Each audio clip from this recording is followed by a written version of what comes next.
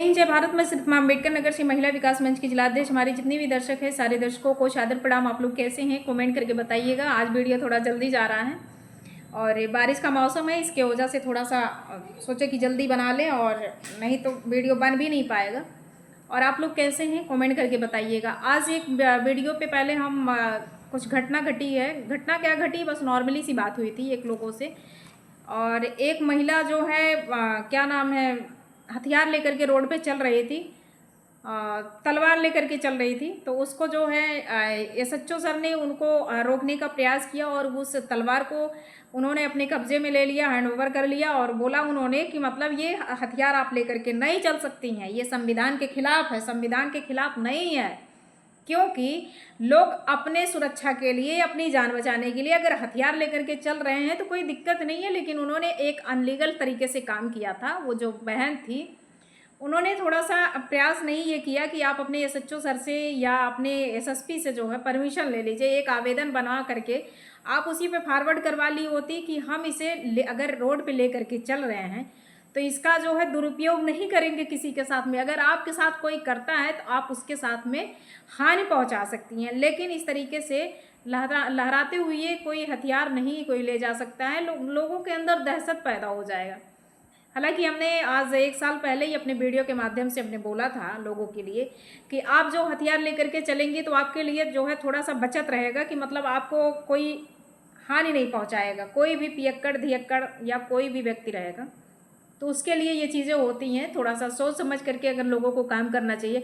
और कुछ महिलाओं को ये सोचना है, क्योंकि आजकल की महिलाएं बहुत ज़्यादा अपराध कर रही हैं, इसलिए इसके वजह से थोड़ा एसएचओ सर भी डर गए थे कि आप खुलेआम इस तरीके से लेकर के नहीं चल सकती हैं। तो इसके लिए ही उन्होंने ज़्यादा मतलब उनको संदेह हुआ, उस तलवार को उन्होंने हैंड ओवर कर लिया है। और क्या बाद में उन लोगों का कॉन्फ्रेंस हुआ होगा, क्या काउंसलिंग हुई होगी, अब तो वो पार्ट आया नहीं, लेकिन इस तरीके से ठीक नहीं है। और एक महिला को अपनी मर्यादा में रह करके काम करना चाहिए और एक दूसरे का सपोर्ट करना चाहिए। लेकिन एक महिला अगर अपने पति को क्राइम की दुनिया में भेज रही है और अपराध करने की दुनिया में भेज रही है और कहे कि नहीं तुम जाओ, चाहे जिसके साथ बात करो, चाहे किसी महिला के साथ जा करके कुछ भी करो, हम तुम्हें नहीं बोलेंगे, हमें पैसे की ज़रूरत है। तो कुछ ऐसी अपराधी महिलाएं, कुछ ऐसी चरित्रहीन वाली महिलाएं जो होती हैं ना, वो इस तरीके से सौदा कर ही लेती हैं। तो इसके वजह से हम आप लोगों से बस खास कर यही कहना चाहते हैं कि अपराध अगर कोई कर रहा आपके आसपास में तो उस अपराधी को जो है अपने निगाहों में उसको कैप्चर कर लीजिए और उसको जो है वो चीज़ अपने नज़दीकी थानों पे आप उस चीज़ को बताइए और उनको बोलिए कि मतलब इस तरीके से आपके आसपास में इस तरीके से घटना हो रही है और उस अपराधी का, उस क्रिमिनल की पहचान है। तो ज़रूर उस पर सपोर्ट होगा लाइन ऑर्डर की तरफ से। ये काउंसलिंग, ये जो अभियान चल रहा है जनपदों में, तो ये इसीलिए चल रहा है कि आपको कहीं ना कहीं से कहीं कोई हानि ना पहुंचाए। हालांकि बहुत सारे ऐसे क्रिमिनल पड़े हुए हैं कि बहुत लोग हैं कि दहशत पैदा कर देते हैं गांव में। तो लोग सोचते हैं कि इसके बारे में अगर हम कुछ बोलेंगे तो कहीं हमारे साथ ना कोई दुर्घटना घटा दे। जैसे कि अभी एक जौनपुर में एक अपराधी था, वो अन्य महिलाओं के साथ, बच्चियों के साथ में दुष्कर्म करता था, लेकिन वो काली रात, वो ऐसा दिन था जो अभी धीरे धीरे 1 महीने हो जा रहे हैं, एक 4 साल की बच्ची के साथ में उसने जो है मतलब क्राइम किया और वो बच्ची 4 साल की बच्ची जो है ख़त्म हो गई। उसके साथ जो है इतना बड़ा क्राइम किया उसने, और जबकि सारे लोग जानते थे कि ये दुष्ट किस्म का इंसान है, बहुत ज़्यादा बदतमीज़ था, लेकिन उसको पुलिस तक बात नहीं लेके जाते थे। क्यों नहीं लेके जाते थे? लोग उसको डरते थे कि वो बहुत ज़्यादा नीच है। तो इसके वजह से भी लोग डरते हैं, लेकिन डरने की ज़रूरत नहीं है। आप लोगों से खासकर मैं यही कहना चाहती हूँ कि अगर इस तरीके से कोई अगर व्यक्ति आपके आसपास में अगर है तो आप उसे बिंदास होकर के आप अपने एसएचओ को, आप अपने नज़दीकी थाने पे, आप अपने जनपद में जो भी हैं लोगों से कहिए, डरिए मत, आप पूरे तरीके से आप बताइए। और एक चीज़ है कि आप किसी के ऊपर अगर एफआईआर करने जा रहे हैं तो आपके साथ में जो सच्ची घटना घटे वही आप करने जाइएगा। लेकिन अगर आप सोच रहे हैं कि आप किसी के साथ में कोई घटना अगर घटा नहीं है और आप जाएं तो आपका एफआईआर हो जाए, नहीं, अब ऐसा नहीं हो सकता है। क्योंकि एफआईआर होने से पहले इन्वेस्टिगेशन हो रहा, और इन्वेस्टिगेशन जब होता है तभी जो है, जब उसमें कोई सुराग मिलता है तभी एफआईआर होता है। जैसे कि अपराधी की पत्नी, अपराधी इतना बड़ा चैलेंज हमसे करता था, पावर देखता था, और उसमें एक नया जन्म ले लिया है जो हमारे मोहतरमा का एक खानदानी दुश्मन छुपा रुस्तम जो था ना, वो एकदम बिल्कुल उसको इतना नहीं समझ में आया कि इतने तेज़ी से उभर गया, जबकि उसको हमने बोला भी नहीं, हमारे मोहतरमा भी नहीं बोले, लेकिन ऐसा पागल कुत्तों के तरीके से आ करके फटाक से हमारे इंस्टाग्राम आईडी पे उसने मैसेज कर दिया। और इस कदर उसने किया है कि उसको लगा कि वो हमारे तरफ से ही कर रहा, मतलब हमें हानि पहुंचाने के लिए। लेकिन तुझे क्या लगा, राजनीति की दुनिया से उभर करके आगे बढ़ रही हूँ? तेरे जैसे चोरकटिन कुत्ते कुतिया के तरीके से नहीं हम हैं। अरे हम अगर दुनिया में है ना, तुम लोगों ने तो वैसे भी मुझे बदनाम कर रखा है कि नेताओं के साथ में रहती है तो ऐसा करती वैसा करती। हाँ करते हैं। अब बता दें, जितनी भी हमारी महिलाएं प्रधानमंत्री से लेकर के जो हमारी उत्तर प्रदेश की सरकार, जितनी भी महिलाएं बनी हैं, जो सांसद विधायक जो भी हैं महिलाएं, वो एक पुरुष के ही साथ में रह करके राष्ट्रपति तक जो भी महिलाएं हमारी बनी हैं, सारे लोग बिना महिला और पुरुष के साथ में रहे उनका कोई भी कार्य संपन्न नहीं हो सकता है। नीच, ये चीज़ तू कहाँ भूल रहा, हमारा गर्दी तू गलत जगह पे करता है। इसके लिए तुझे लगता है कि तू बस वही चीज़ें बोल रहा, तो वो चीज़ें तेरी नहीं है जो तू बोलना चाहता, क्योंकि तू बस महिलाओं को, लड़कियों को तुम लोग टारगेट करते हो, उसके जिस्म के साथ खिलवाड़ कर करके, और उन्हें धौंस दिखाते हो, उन्हें मारने की धमकी देते हो, उन्हें कहते हो कि हम तुम्हें ये करेंगे वो करेंगे, इसलिए लड़कियां डर करके वो बैठ जाती। और अब क्या बताए तुझे, दो कौड़ी का इंसान। पहले मैं बात कर लेती हूँ जो हमारे मोहतरमा को, ये दोनों अपराधी और उसमें एक महिला अपराधी है, उसमें ये तीनों का जो प्री प्लान चल रहा है अभी भी, आज तो थोड़ा कम हमारे मोहतरमा से बात हुई है। ये जो दूसरा अपराधी है, जो वहाँ का क्रिमिनल है, क्या नाम है, पंजाब वाला जो है, जो हमारे इनके बड़े पापा का लड़का है, इसने 1:45 पे हमारे मोहतरमा से बात किया, 1:58 पे फ़ोन कटा है, 1:58 पे कटा है। फिर इसके बाद ये जो इनके वो जो अपराधी है, जो दूसरा वाला अपराधी है, इसने 1:57 पे जो पहला वाला अपराधी है उससे बात किया 2 बजे तक। जो पहला अपराधी है, जो दूसरा अपराधी है, मोहतरमा से हमारे केवल 2-3 मिनट 5 मिनट बात हुई होगी। जो पंजाब वाला, जो इनके बड़े पापा का लड़का जो है अपराधी क्रिमिनल, वो अपराधी 1:57 पे फ़ोन किया और 2 बजे तक बात किया, जो पहला वाला अपराधी था, और फ़ोन कटा इसका 2:06 पे। फिर इसके बाद हमारे मोहतरमा के पास इसने फ़ोन किया, जो पहला अपराधी है, वो 5 मिनट तक बात हुई है, ठीक है। अब इसके बाद फिर इसकी जो है 6 मिनट तक बात हुई, 2:01 पे 6 मिनट तक बात हुई है हमारे मोहतरमा से। फिर 4:52 पे फ़ोन इसका कटा है, जो दूसरा अपराधी है। पहला अपराधी मिलाया था दूसरे अपराधी के पास, जो क्रिमिनल है वहाँ पंजाब वाला, ये दोनों की। फिर इसके बाद उसमें दूसरी महिला जो है अपराधी की पत्नी, उसके पास फ़ोन गया। तो ये दोनों तीनों अभी भी बात कर रहे हैं। लेकिन आज हमारे मोहतरमा जो हैं, हमारे मोहतरमा भी हमको कहने में, हम क्या बताएं कैसे लोगों के बारे में, इन दोनों के बारे में कैसे हम बताएं, तीनों के बारे में हमारे मोहतरमा कहना पड़ रहा है। लेकिन इसकी बात जो चल रही है प्री प्लान, लेकिन फिर तुमसे कह दे रही हूँ, अपनी मर्यादा में रह करके कांड करने के लिए या हानि पहुँचाने के लिए अपनी मर्यादा में रहना। आपसे भी मोहतरमा हम कह रहे हैं कि आज आपने 2 बार उससे बात, 2-3 बार आपकी बात हुई है दोनों से, तो आप बात करो, बट रिकॉर्डिंग के साथ बात करना।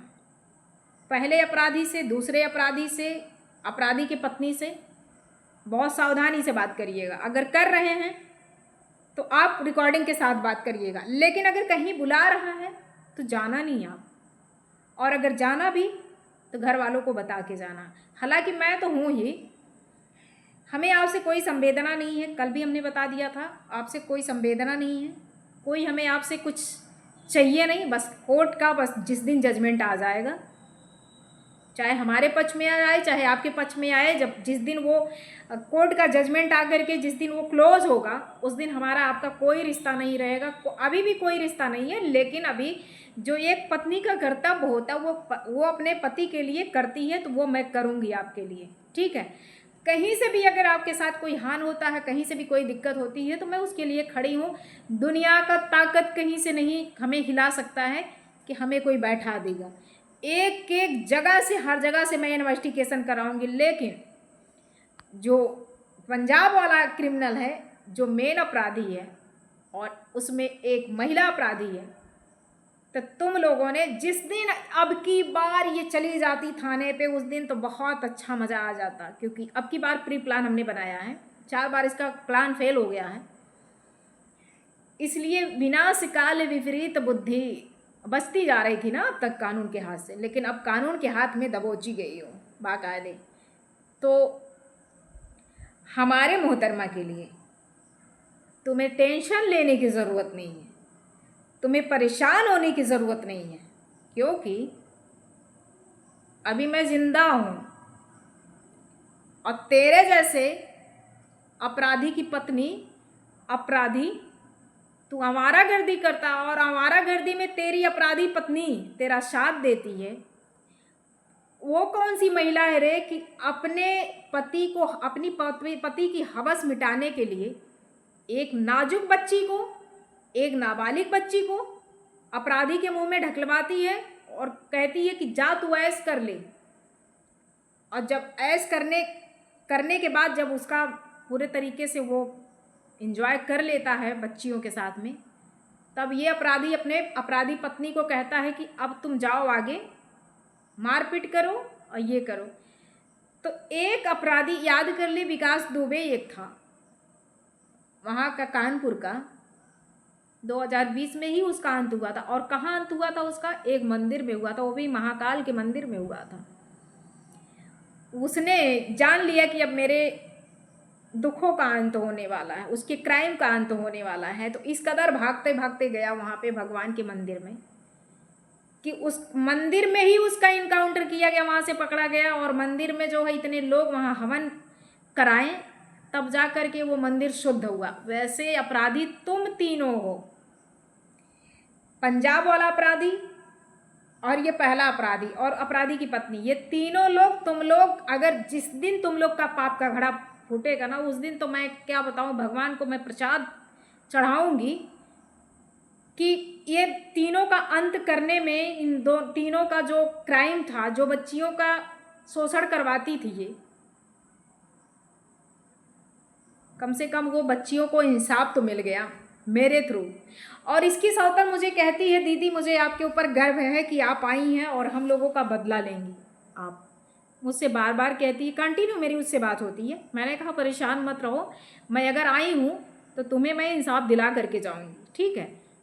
वो पूरे तरीके से संतुष्ट है और हम उसे इंसाफ देंगे, ऐसा नहीं है कि नहीं देंगे।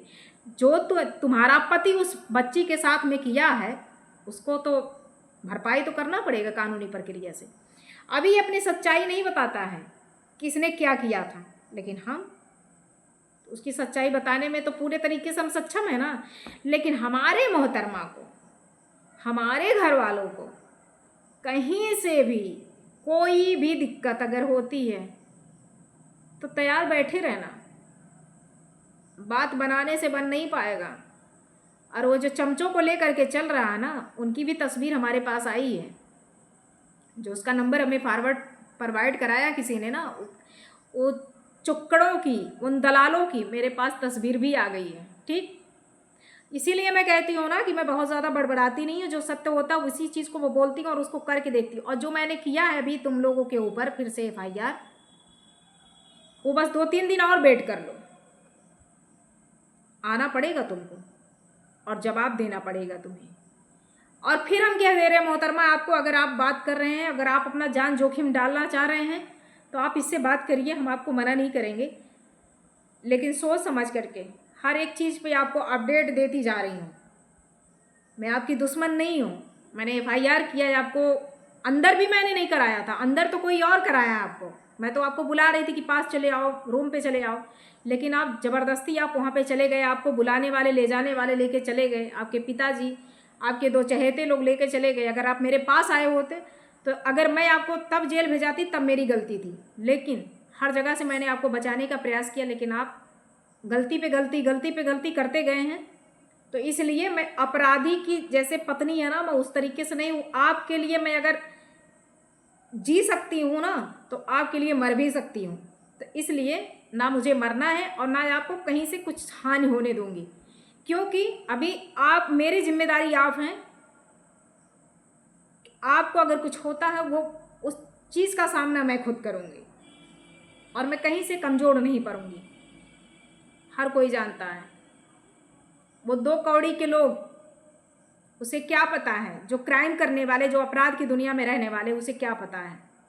तो इसलिए हम कह रहे हैं, वो जो अपराधी दूसरा वाला, जो पंजाब वाला है, जो आपके बड़े पापा का लड़का है, और आप अपनी जो आपकी मोहतरमा भौजाई है उनको भी थोड़ा सा आगाह कर दीजिए। बहुत ज़्यादा वो ट्रांसफ़र कर रही है ना बात को, उसे थोड़ा सा कहिए कि कोई होगा नहीं लास्ट में, ठीक है। और बात थोड़ा कम कर दीजिए इन लोगों से, इन अपराधियों से। बाकी वीडियो 16 मिनट का हो चुका है, कल वीडियो डालेंगे। बाकी सबको जय हिंद, जय भारत, गुड नाइट।